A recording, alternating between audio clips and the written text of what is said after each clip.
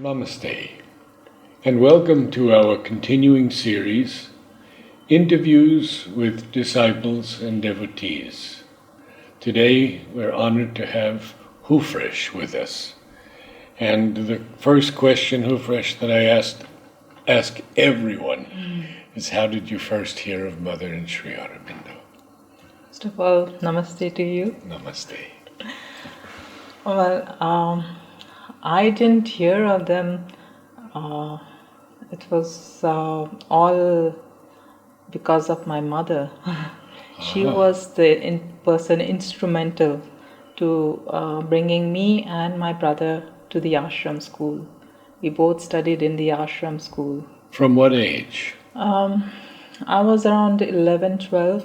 Oh. And we got admission very late in the ashram school. We had applied some 7 years ago. And you would apply every year? Yes. Yes. And I have a very interesting story I'd love to hear it. I'd love to hear it. Especially it concerns Pranabda. And so my brother got admission first, and I... Did he have to wait also many years? Yes, yes. And so I was upset that he got admission before me. There's like 1.5 year age difference between us.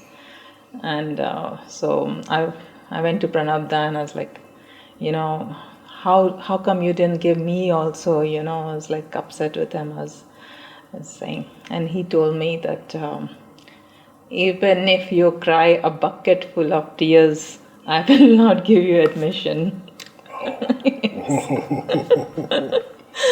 So then the next year I got admitted. And you were very young. Yes, I was very young. Yeah. And the next year you got admission, yes. So he probably had something to do with that. Well, no, he had forgotten about it. Oh. And one day he saw me walking down the street and he stopped me. And he said, "You're a new girl here, right?" I said, "Dada, you remember? You had said, even if you cry a bucket full of tears, you won't give me admission." I was cheeky. Yes, good. And he was very amused. He was like, since then, whenever he would see me from far, he would say, even a bucket full of tears, huh? Oh. So that I formed a very close bond with him because of that. And what year did you begin the school? Which year? That was 81. 1981. In 1981, yes, yeah. And what happened is I got admitted, and 2 months later my father passed away in Bombay. It's like we are from Bombay, and it was very difficult for me, extremely challenging, new place, staying in the boarding, and having to deal with death at such an early age was extremely traumatic. And I didn't find, I tell people my yoga started at that age, and death really, it can make you see things in a very different light, and it was not easy for me. That first year was extremely challenging, and but slowly I started to depend on Mother and Aurobindo as my parents. I always say they are my spiritual parents. And were there any of the elder sadhaks who helped you get through? I was close to Champaklalji, but that particular year I don't remember him being around. I don't know, maybe he was not around, or I remember, the only thing I remember was it was extremely difficult for me. I didn't find the understanding,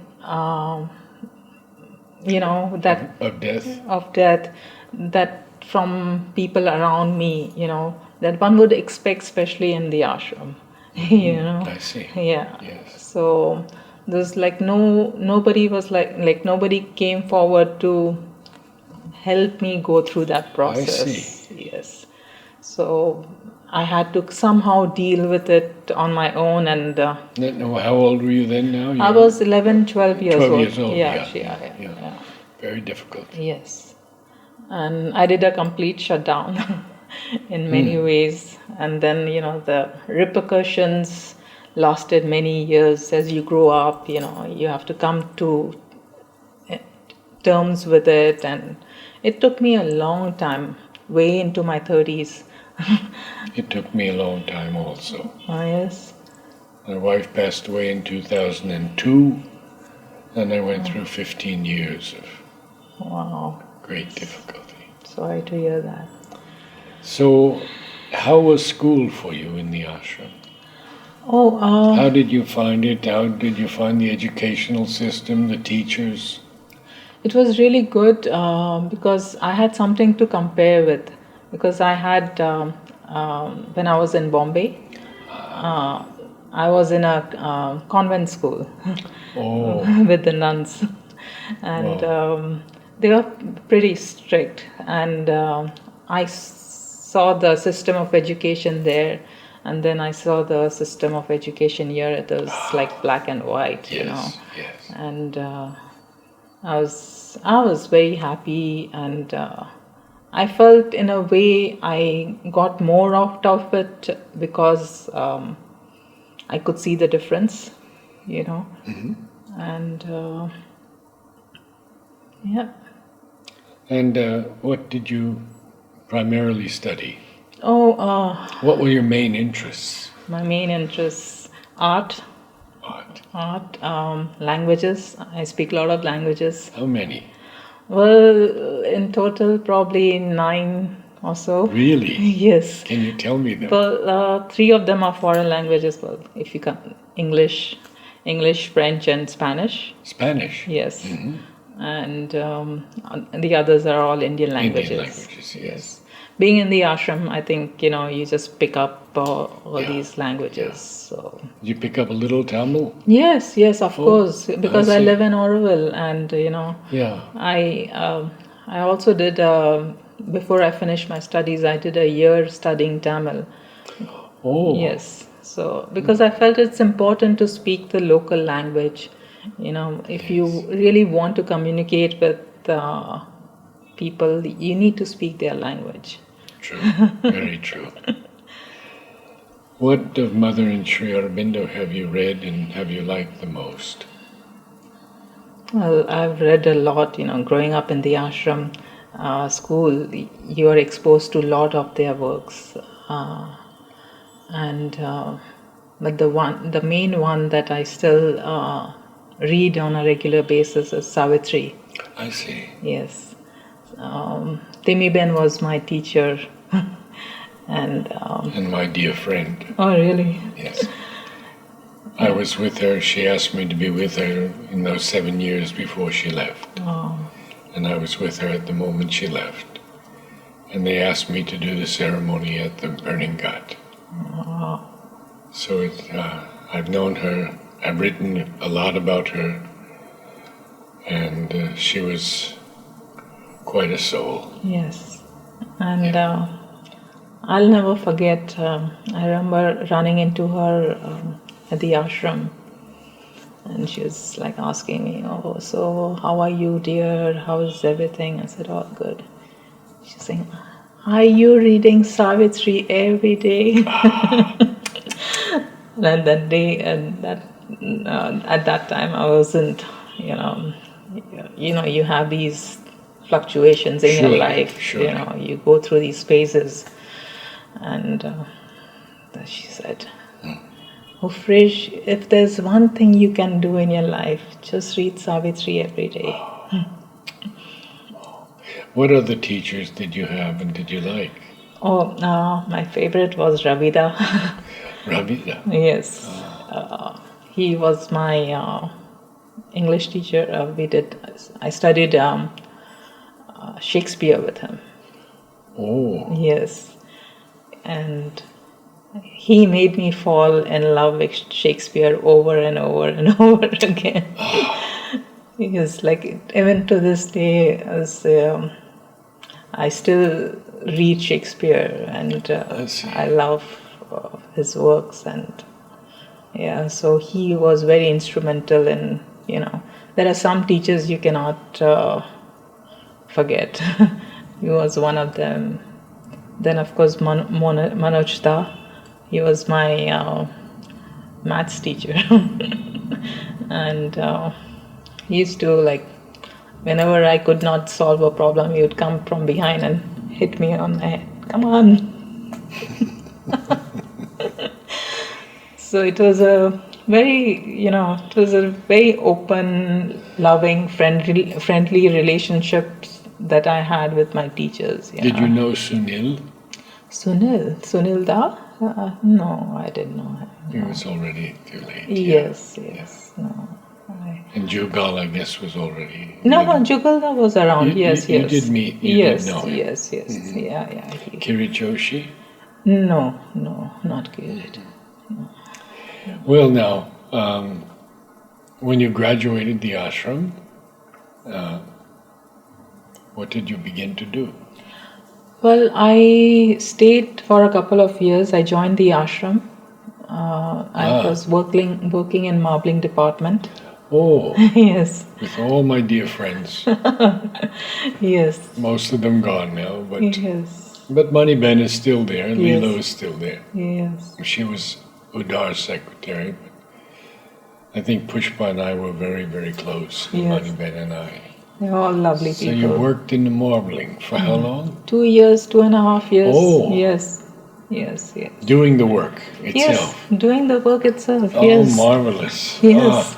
And also with all the other girls who were working there. So it was an interesting phase. But at that point, I realized also that I was not yet ready for the ashram life. I needed to experience other things in the world, and it's important to be honest with oneself. Very true. You cannot fool yourself. At least, if I have learned anything from my masters, it's to be honest with myself. And so I decided I didn't want to continue staying in the ashram. And then you started traveling? No, actually, I was always very keen on Auroville. Yes. I had a classmate whose mother used to live in Auroville, and we used to go sometimes during the school days. We used to go and visit her in Auroville. And it always used to pull me. There was something about that place that always drew me. And so while I was in the ashram, I decided, okay, let me go and check it out. Let me go and stay there. So that time, Harikant Bhai was the trustee. Okay, and how old are you now at this point? When you went to Auroville? Or when you left the ashram school? Oh, I must have been around... the first time I went to Auroville, I must be around 23. Yes. Okay, so very interesting age too. Yes. And Auroville did call you. Yes, and I went and stayed there for a month in aspiration, and I felt like I had come home. I was so happy. Oh. I was... Oh my gosh. Yes, I felt like, okay, this is my home, and I was really happy, and it really felt like I've arrived home. And so I came back, and I decided to leave the ashram, and I told So this is now 2000 and something. Yes. No, 19, because I became an Aurovillian in 96. Oh, yes. Okay, 96. Yes. Okay.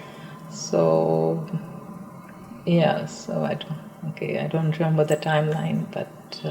That's fine.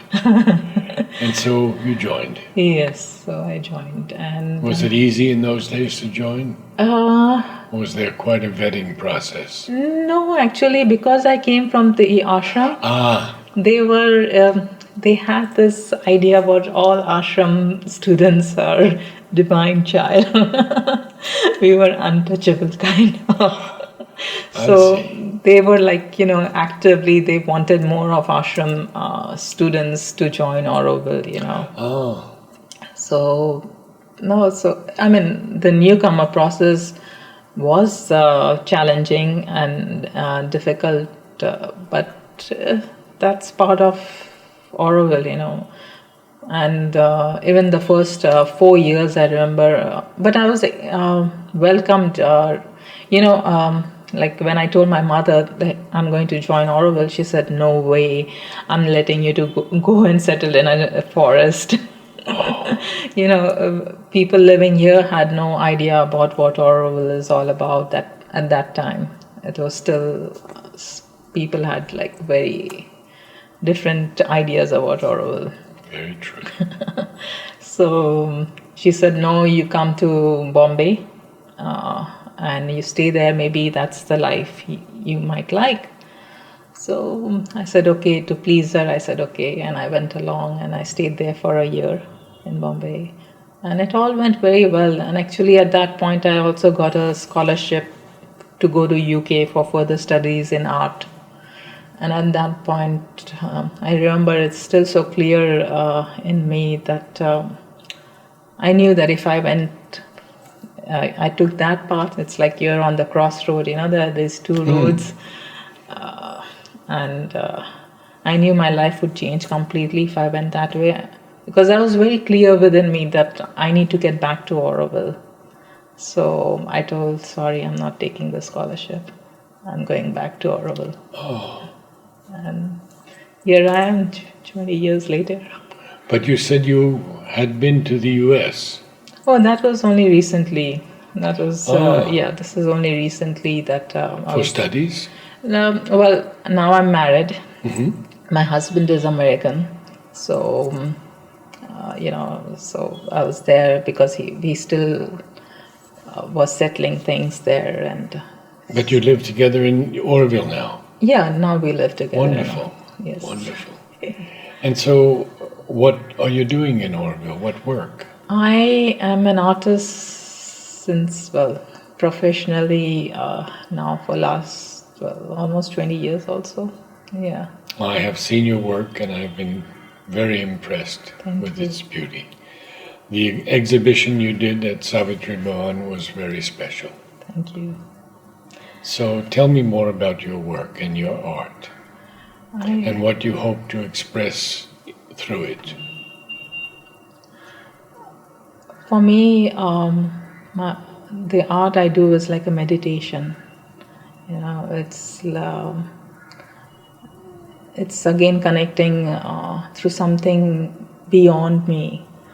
I don't when I start a painting, I don't think beforehand. I don't plan out the painting.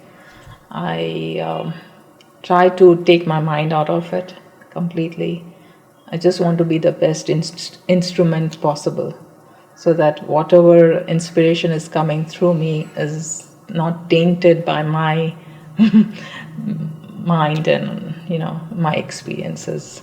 So I'm trying to connect to something that I cannot see right as yet with my physical eyes. I know there's something, just the other day I was reading in Savitri where Aurobindo talks about this beautiful world that is very close to our physical world, but which we can't see.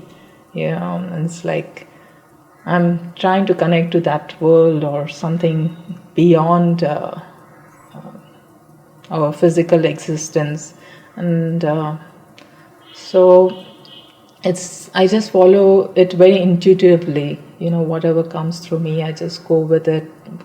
And then at the end, I myself am surprised at what comes out. Sometimes it takes me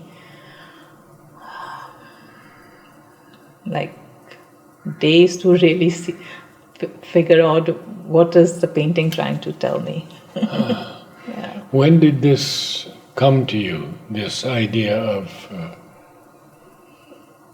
approaching other worlds or allowing them to come through you in your art? I think right from the beginning. From the beginning? Yes, right from the beginning. 20 years? Yes. Initially, I started off with figurative artworks. Actually, when I joined Auroville, and as an artist, it's difficult to survive selling your paintings. So for first 6 years, I used to do paintings on T-shirts, which were really popular, so that there would be food on the table, and they were very popular. But there was like something within me which was dying, I can understand. and I said, after 6 years, I said, no, I have to stop this. I have to do something else. I have to express my inner being, or whatever it is that wants to express itself through art, through paintings. And there was a lot of resistance to that idea. It's like, hey, how are you going to survive? Resistance from others or Yes, you? others. Others. Yes, I see. Yes. How are you going to survive? This is, and especially the first year there was some figurative works I had done. Then the second year I transitioned completely to abstract, because finally it's like, it's not something that I am doing it, or it's something which is coming very naturally to me. And people were saying, hey, we don't understand what's going on in your painting, And I see, but some must understand. Yes. Those were very few. I'm sure. And far apart, so it was difficult initially, and to hold on to your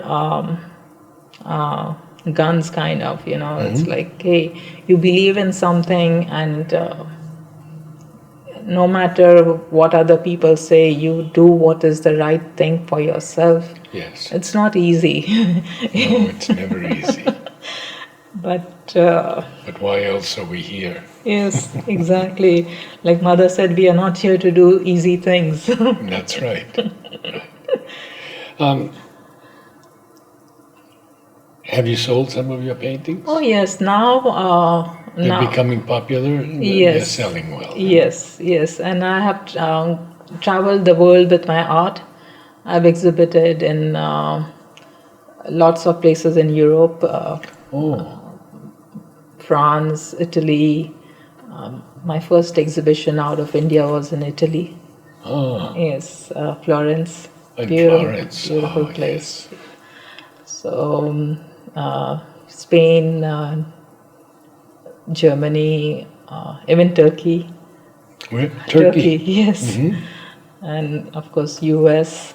So. Oh, that's wonderful. Yes. Those are my two of my passions: traveling and painting, and dancing.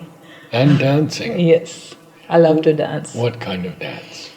I've done all kinds of dancing, starting with Bharatanatyam, Kathak, modern contemporary, and the last thing was salsa. I noticed there was a salsa thing, yes, in Auroville. Who were the people in Auroville whom you're closest to? In Auroville? There are quite a few of my friends there. Well, Uma is one, is she not? Yes, Uma is. Can you tell me a little bit about your friendship with her? Well, because she's very close to me. Oh, really? Know. Oh, yes. Oh, I didn't know that. Oh, no? No. She was the one who said, set this up, and I post regularly on Facebook my paintings, and she had been following my work for a long time. And then when she moved here, and we actually got friendly only recently when I did my art exhibition in Savitri Bhavan. And she was like completely blown away by my works, and the things she saw into them I had not seen as well, and the way she could express the painting so beautifully, was really lovely for me. It's like, and she said, one of the things she said, if people want to understand what is integral yoga, all they need to do is look at your paintings, which was a big compliment. Very beautiful compliment, yes. Yes. So, tell me a bit about what you see happening in Auroville. And you can feel free to speak. What I see happening on Auroville. See, I feel like there are things happening on many different levels. There's one thing which is happening on the human level, then there are all the different levels, and as long as you haven't really developed yourself from within and are only capable of seeing on the surface level, it is not easy to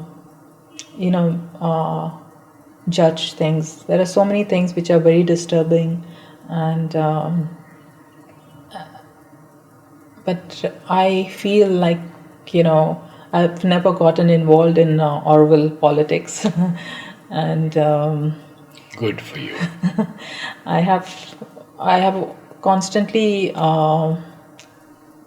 put the focus on myself, that I need to become a better human being. If I can become a better human being, I am contributing to this experiment. So my focus is never on being critical about others, being judgmental about them. It's like they are doing, they have created this place and they are doing it's this work, and when things are not going the right way, sometimes you become extremely disillusioned as well. It's like, hey, what the hell am I doing in this place? And one has to remind oneself that that there are things happening on all different levels. And it's Mother's creation. Yes, it's Mother's creation, exactly. Yes. Exactly. And it cannot fail. Fail, exactly. Yes. Good. So. But do you feel in any way a unity amongst a number of Aurovillians, or is it not there yet? I can only speak from my own experience. Yes, of course. And whenever I have been in trouble, whenever I have needed help, it has always come from the Aurovillians.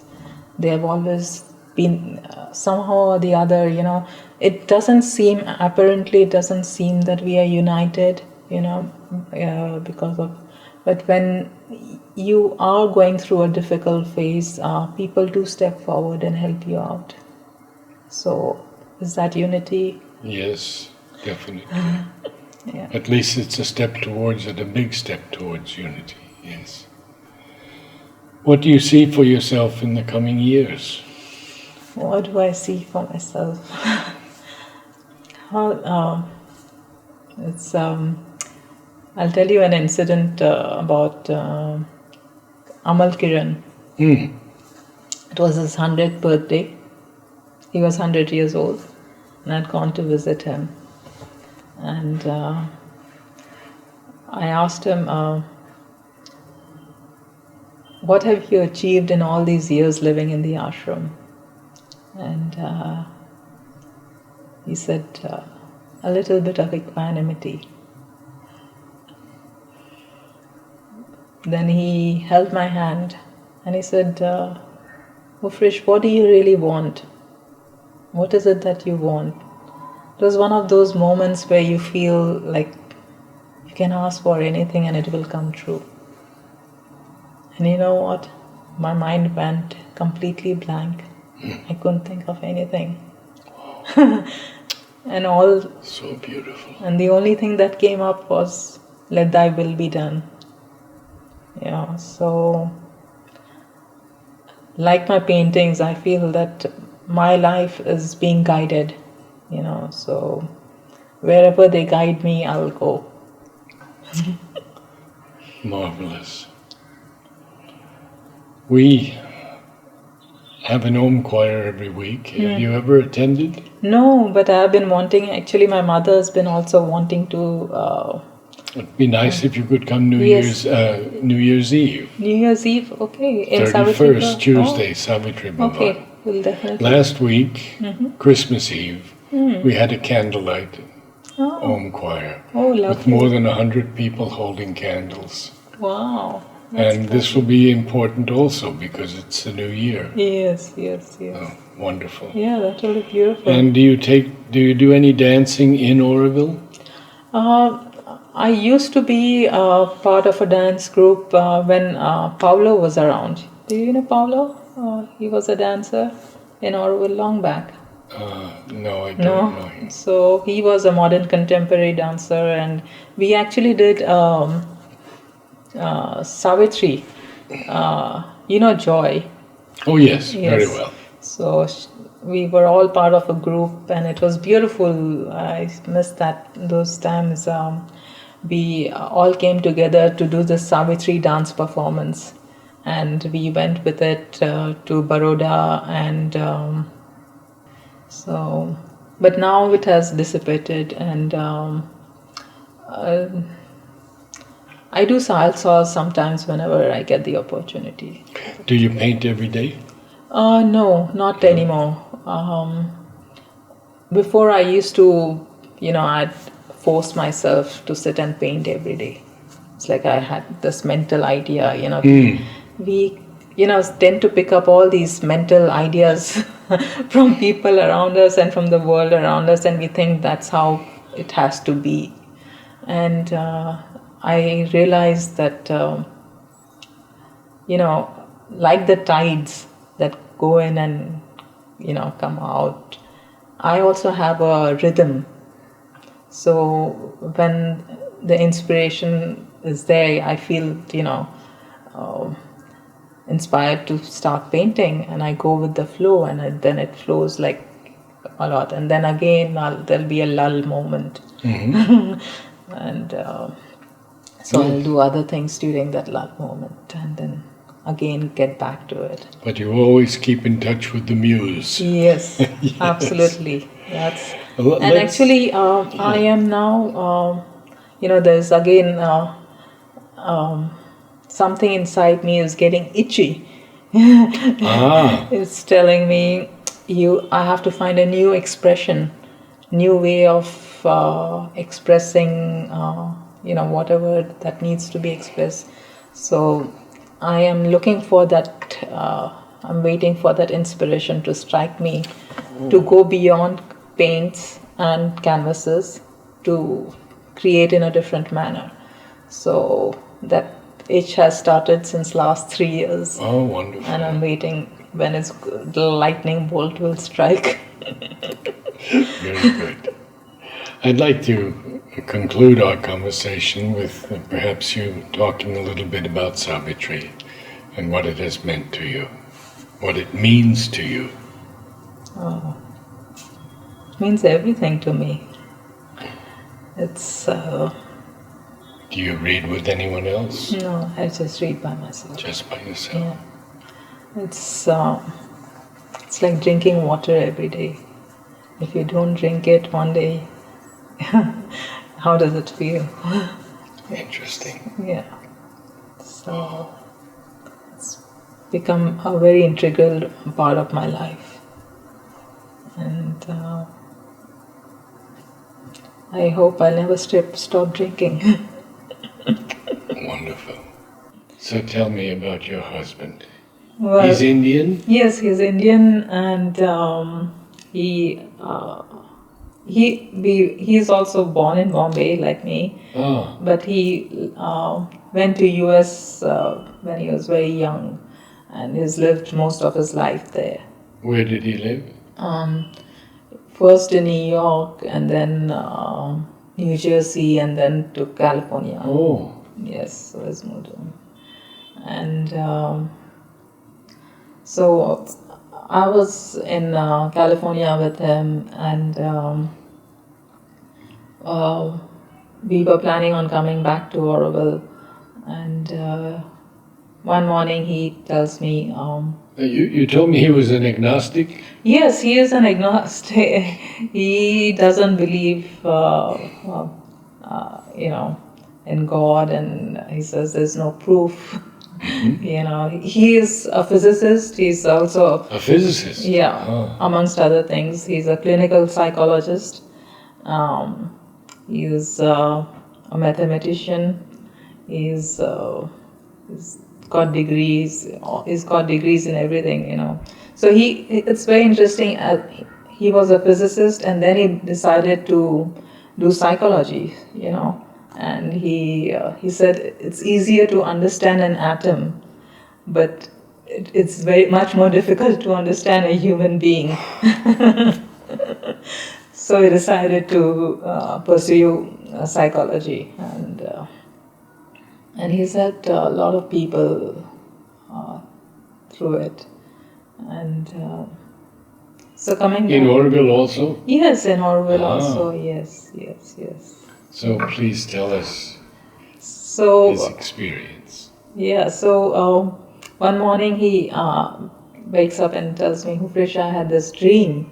I said, okay, what was it? He said that I was walking through the forest in Auroville, and I see this house, and I go and knock on the door, and guess who opens it? I said, who? Says Sri Aurobindo. He's telling me, I've been waiting for you for so long. Thank you so much.